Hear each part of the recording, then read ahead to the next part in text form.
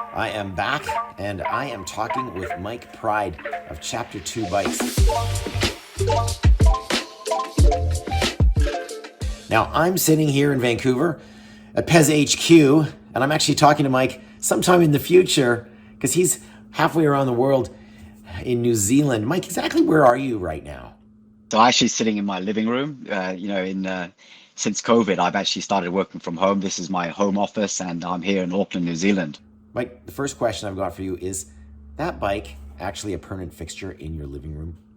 Only when I'm not riding it. That's the Toa. The original color was just Tongariro, and we actually only made a few of those, and they sold like hotcakes. So the brand is called Chapter2.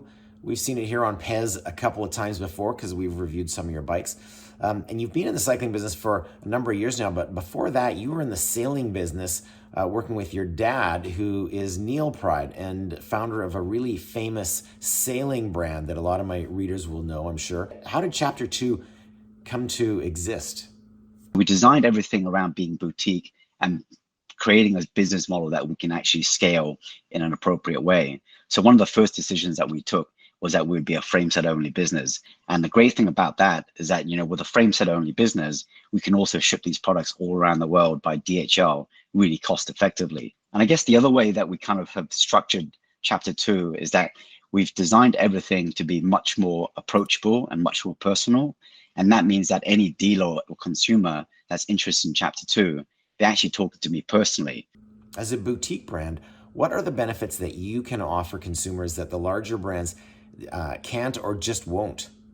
Being an enthusiast myself, over the years, I've never been the kind of guy that goes to a bike shop and buys an entire bike and, that ready to ride type of experience.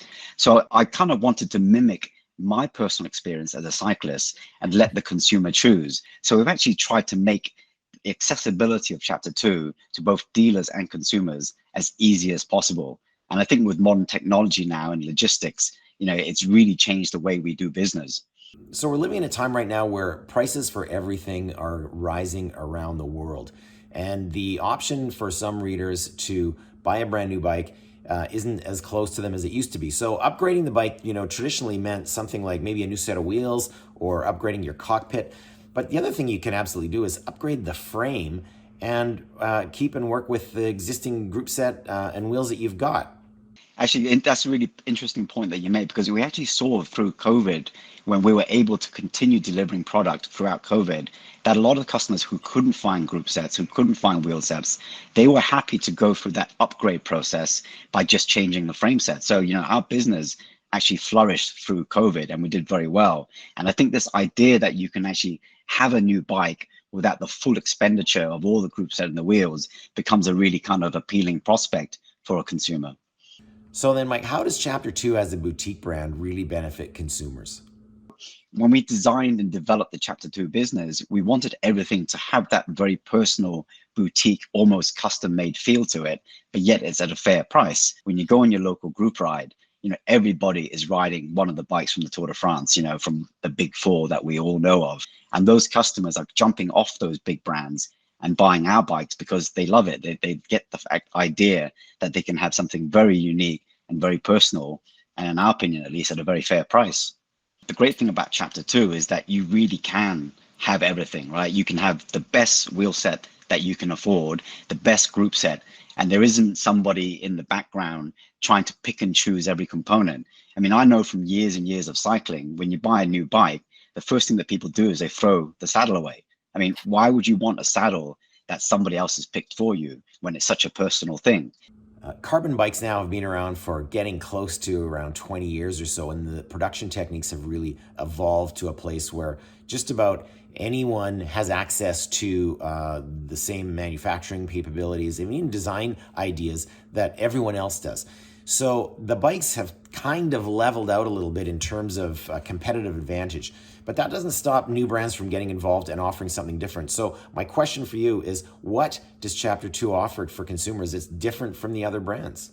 What we've been able to create is a product that not only suits those guys that are looking for performance and speed, but also somebody that looks for something that which has a certain amount of prestige and differentiation for those coffee shop rides.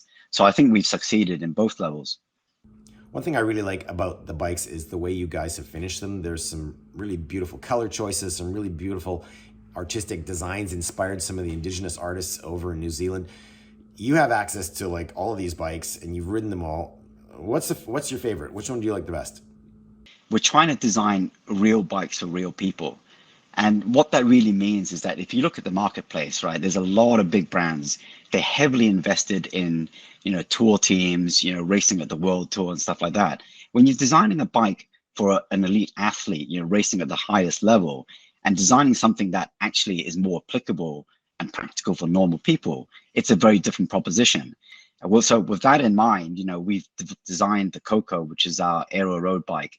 And this is something that I think I'm particularly personally very proud of. So Mike, you've traveled all over the world with sailing and riding. You spent a lot of time in the United States. What have you learned particularly about the US market that is different and that you think you guys can really adapt to or offer something fresh to? Actually engaging with not only the consumers, but with our dealers is actually probably one of the best parts of my job. Whether it's online through our live chat or whether it's a face-to-face meeting, meeting people and helping them solve problems is something that I really enjoy doing. And actually, as a result of that process, our dealership has been growing steadily in the North American market. So Mike, for viewers who are watching at home and living somewhere here in North America, what are some of the best shops here that viewers can go into and actually find Chapter 2 bikes? In North America, I guess the key shops that we're in is Wrench Science in Berkeley, California. We've got a really great dealer called Swiftfoot Cycles in Prosper, Texas. In Canada, we have Blacksmith Cycles in Toronto, and in Vancouver, where you are, we've got Velaholic and also Salita Cyclery.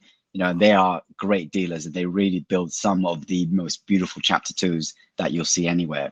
But actually, the other thing that's really interesting to know about our business is that any consumer can actually walk into any shop in America or in Canada and ask for a Chapter 2. And the bike shop just needs to contact us. We'll send them all the details and information about how to become a dealer. And, we're here to help. Well, thank you very much for talking to us. Always a pleasure. Looking forward to see more of Chapter 2 over here in North America. And hopefully I will get to ride another one of those bikes myself pretty soon. Thank you.